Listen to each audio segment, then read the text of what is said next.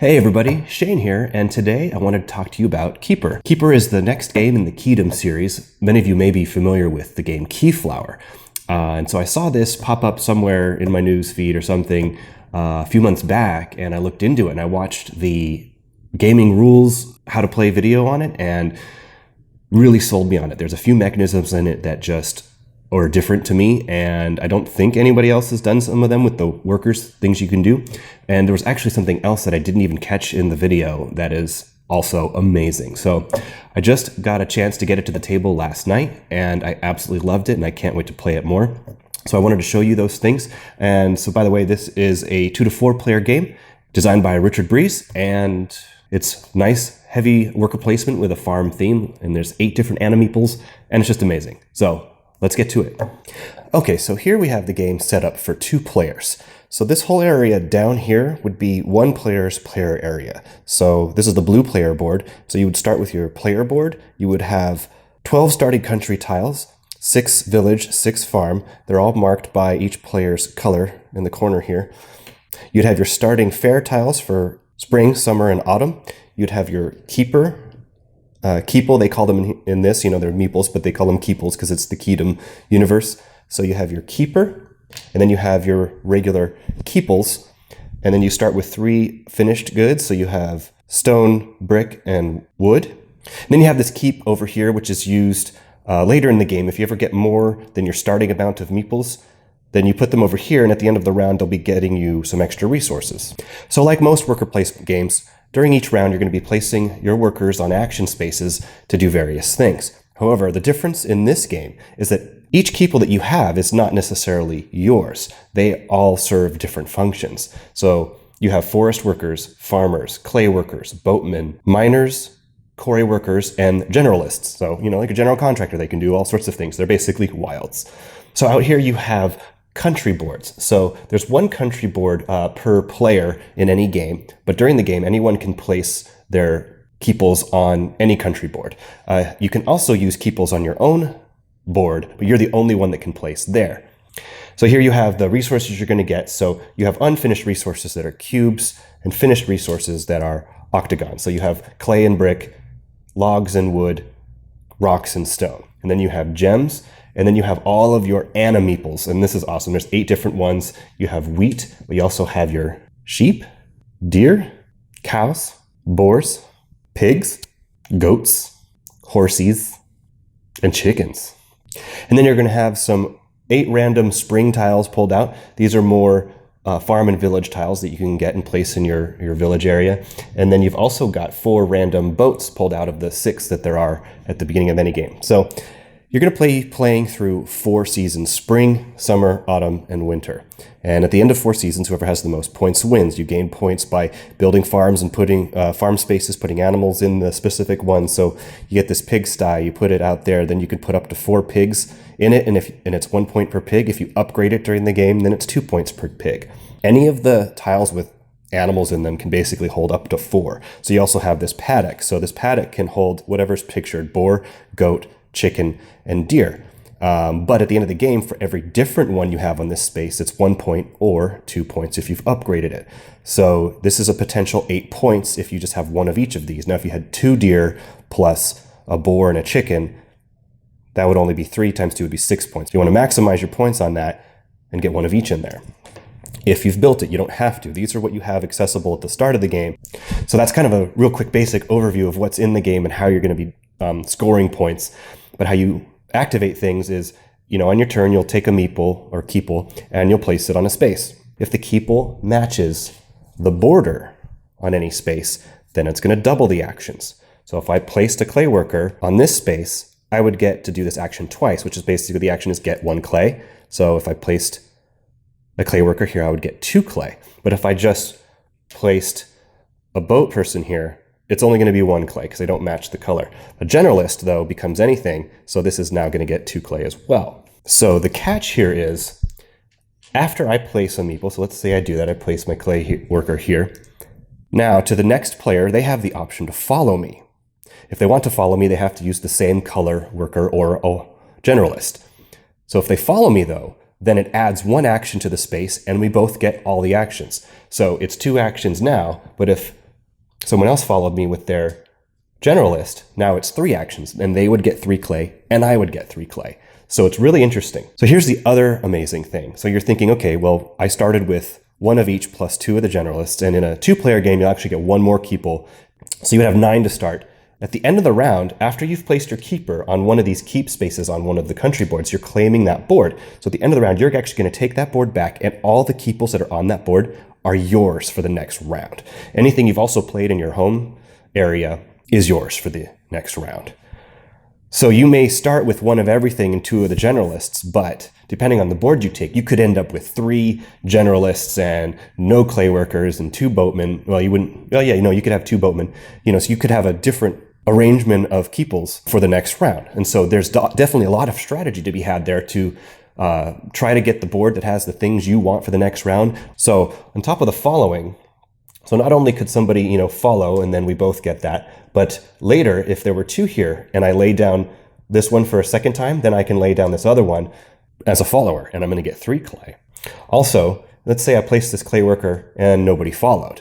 And then later in the round, anyone can actually place a second person here, and if there's already an existing meeple, they can then lay it down and do that whole thing where you get 3. But so let's say you placed the first one here, nobody followed, you got the 2. And then you place the second one here, and you don't want to lay down that other one, you get 2 more. And then let's say you've claimed this board, and you've run out of everything, and now you can lay down, and so now you can lay down them both and get another 3. So you've gotten 7 total actions out of that one spot. I think that's just amazing. I haven't seen another worker placement game that does this, but it's kind of becoming my favorite genre right now, and I really have a lot of games to check out, but I've never heard any mention of this or seen it in another game. So I think that's really, really cool. Now, the other really cool thing I think about this game is that, now I said this was a setup for 2 players. However, there was one more thing I needed to do. So you can see this is the board set up for spring. It's got the little leaf, that means spring. And it's got the single meeple or keeple here. So does the other one. So when you set up the boards for spring, each spring has to have a different number of meeples on here. So these are exactly the same because they both have the single meeple. So in a 2-player game, I have to find the double meeple showing with spring. So if I just flip this part over, boom. Now we've got spring and we've got the 2 meeples. So that's the 2-player setup. So it would start actually with the boards like this. Now in a 3-player game, I would have to get the 3rd board to show the 3 meeples. And I believe that's the 4. So if in a 4-player game, here's the spring with the 4 showing. And to get the one with the 3 showing, it's just a quick bloop bloop. So there we go, spring with the 3. So in a 4-player game, every one of the country boards out here is going to have a slightly different configuration of squares. So here's another interesting thing. So now, say we've finished spring, and each person takes back the board that they've claimed, they get all the meeples that were on the board, and then they put any overflow, anything more than the starting amount, so 8 in a 3 and 4-player game, 9 in a 2-player game, you're going to put on your keep tile here, and so you still only have a maximum of 8 or 9 to play during the round, but at the end of the round, when you've played your keeper and all your keeples, you then get to lay those down, and you'll get the bonus shown here. So if you had a black on here, a minor, when you lay it down, you'd get 1 resource of your choice. If you had any of these, when you lay them down, you could pick one of those animals of your choice. So getting a board with more keeples or keeping enough here and then getting a board and just having over that max that you can play during a round, you're going to get extra resources. But after that, you take your board, and now we're going to need to be in summer. So we've got spring showing here. Here's summer. Okay, so here's one summer configuration. Here's another summer configuration. Here's another summer configuration. And I think that's another summer configuration, but actually in spring, summer, and autumn, there's actually 2 configurations where this keep and water area are in different spots, but it's actually got all the same options on it. The manual illustrates this. It's pretty cool. So yeah, so I get to pick whatever season we're going into, I get to pick the configuration I want for this board. And then everyone else gets to pick the one they want. So then once we go to autumn, so here's an autumn and winter, they share the same spaces, but so we can have this one, or look at this going inside out. Or this one, look at that, lots of mining spaces. So you can see how this gets pretty crazy.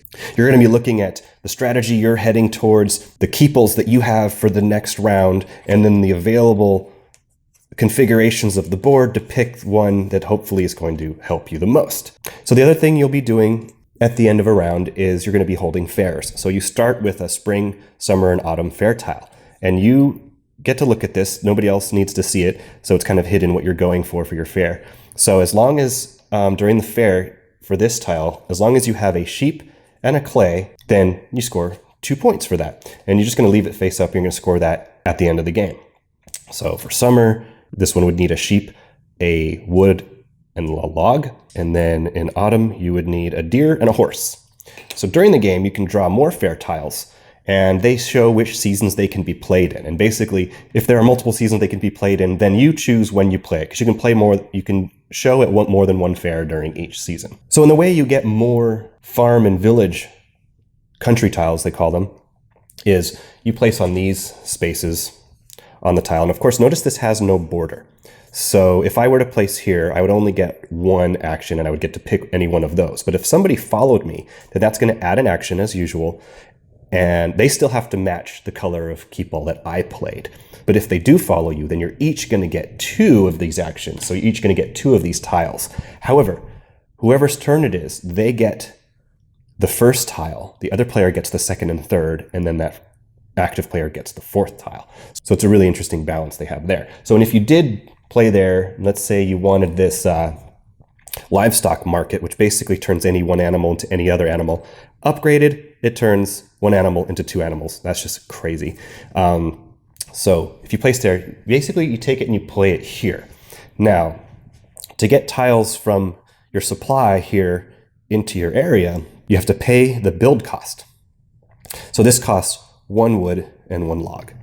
So if you pay that, you can build it. So you can build by either taking a meeple, putting it straight on what you're building, and then pay the cost, or you can place on a build space, which is basically these spaces. It's got an orange border, so you can use a orange keeple or white to get more build actions, but then that's what you place, and then you can build by paying the cost. There are some tiles like this space actually allows you, let's show it from here. This space actually allows you to build for 1 less resource. So if I used that space, I could build this for either 1 wood or 1 log. So there's other buildings you can get that help decrease cost, and it ignores the cost shown on here. So there's one I think that you can build for any one finished good. And so yeah, at the beginning of the game, I don't know if I mentioned, you start with 1 of each finished good. So you can already start building some of your buildings you start with. So, and then upgrading, also, you would either play on an upgrade space, so they always have the arrow going up here, and then you always pay the cost shown in the farm or the village area. So it's 1 raw good for upgrading farms, 1 finished good for upgrading village tiles. You can also upgrade, just like I showed you can build, you can actually place a worker straight on the building to upgrade it, instead of having to use an upgrade space. And there's also tiles that give you cheaper upgrade abilities. So also wheat is interesting because wheat basically counts as any raw or unfinished good for the purposes of tiles that have the goods in white. So white always means any. So when it's any, you can use a wheat in its place. So they could be used to upgrade anything. They could be used, to build anything with the white here, and so on. But you wouldn't be able to use a wheat to build your cow shed because it's not white, it's brown. You have to use a log. So the last thing is, if you go on these water spaces here, you just go place a keeple there and choose which boat you want to put there.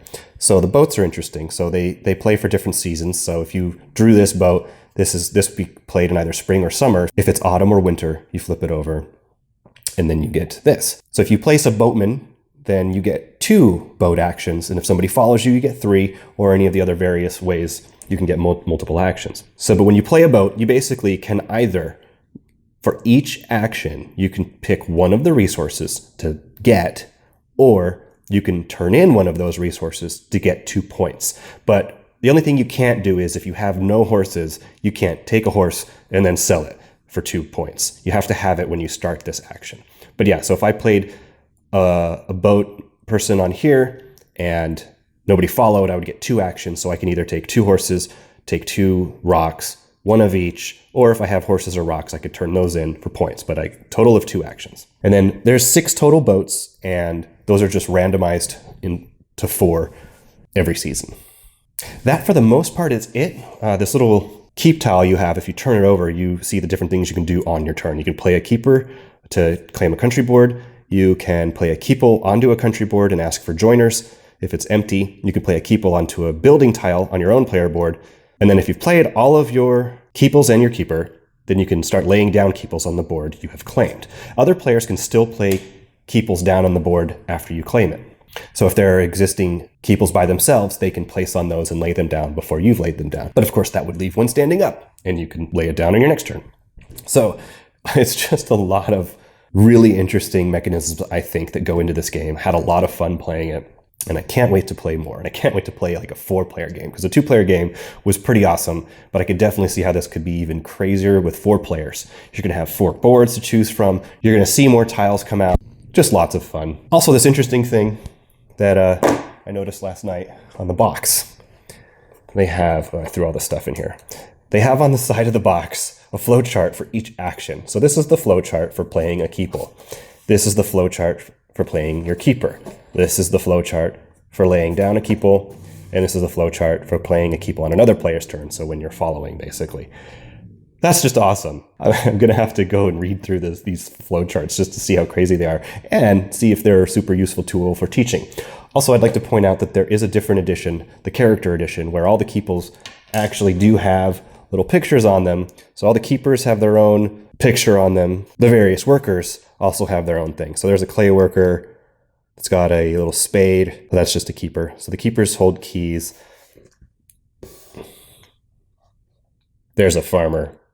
You can see he's got a pitchfork. So those also match the symbols that are in the border. So they all have their little thing. So I didn't even realize that there was a difference after I had ordered this, but I don't think it makes a huge difference to be a little cuter. You could probably order them after the fact, maybe. Who knows? But I'm happy with it as it is. So that's it. Let me give you just some final thoughts. Okay, so that's Keyper. What I wanted to just kind of give an overview of some of the really fun mechanisms. I ended up kind of, I guess, turning into a whole review. So I've never actually done a review yet. This is my first one, so I hope you enjoyed it. And so I just want to say, after one play, once we started going, obviously there's a bit of an explanation because there's a lot of stuff going on. They call this your keep tile, and they call the little area in the top right corner of your player board your keep.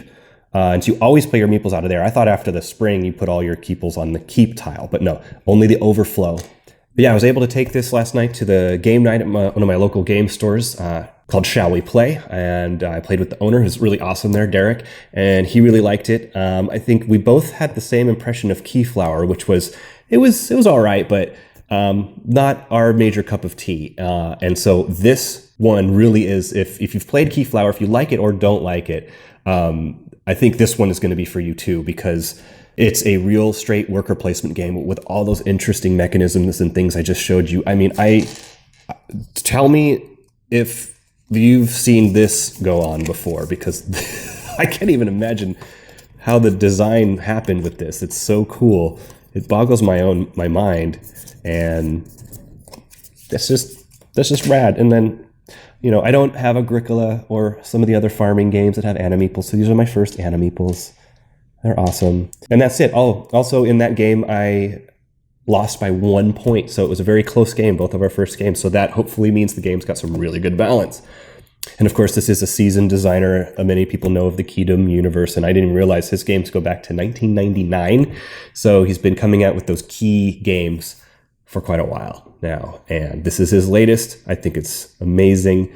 I hope you'll give it a try if you like heavy worker placement games with a lot of roads to take, but only, you can only take so many of those roads because you've got limited amount of resources to make everything you want to make happen. But if you can figure out how to maximize everything, you can really go crazy with this. So that's it. Hope you enjoyed the review. If you haven't already, subscribe to my channel, give this video a like, share it with your friends, and as I like to say, game on, end of line.